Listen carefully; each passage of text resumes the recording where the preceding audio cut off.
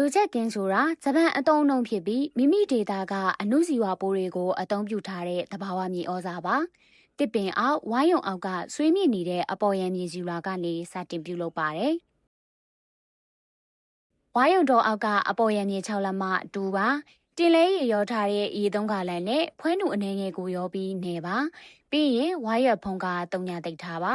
၄ရက်မြောက်နေမှာတော့အဖြူရောင်မိုးလေးတွေပေါက်နေတဲ့ဒိုချက်ကင်းကိုရရှိပါပြီတဘာဝမြေဩဇာပြုလုပ်နီစပားအခွန်6လက်မခင်းမှာအပေါ်ကနွားချေး6လက်မထက်ကဒိုချက်ကင်းကိုဖြူပေးပါ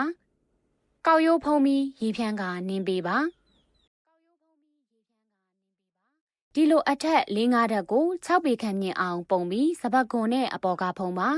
3-4ရက်ဆိုရင်တော့အပူချိန်60ဒီဂရီမှ80ဒီဂရီအထိရှိလာပါလိမ့်မယ်3-4ဘက်ကြာလာလို့အပူရော့လာရင်အပုံပြောင်းပေးပါစုစုပေါင်းကြာချိန်6ဘက်10ဘက်ဆိုရင်အနက်မရှိတော့တဲ့အပူချိန်မရှိတော့တဲ့ဒိုချက်ကင်းမြေဩဇာရရှိပါပြီဒိုချက်ကင်းမြေဩဇာကမြေကြီးလွှာကိုလေဝင်လေထွက်ရေဝင်ရေထွက်ကောင်းစေပြီးတရွက်ကြွေတွေကိုအပင်အတွက်အာဟာရဖြစ်အောင်ပြုလုပ်ပေးပါတယ်ဝက်မွေးမြူရေးတွေမှာဒိုချက်ကင်းမြေဩဇာ50ရာခိုင်နှုန်းနဲ့လွှစာမုတ်50ရာခိုင်နှုန်းရောပြီး3ပေအနက်မြေကြီးထဲမှာအခင်းအဖြစ်ထားပေးပါကအနံဆိုးလုံးဝမထွက်အောင်ပြုလုပ်နိုင်တာမို့လို့စိုက်ပျိုးရေးရောမွေးမြူရေးအတွက်ပါအများစွာအကျိုးရှိပါတယ်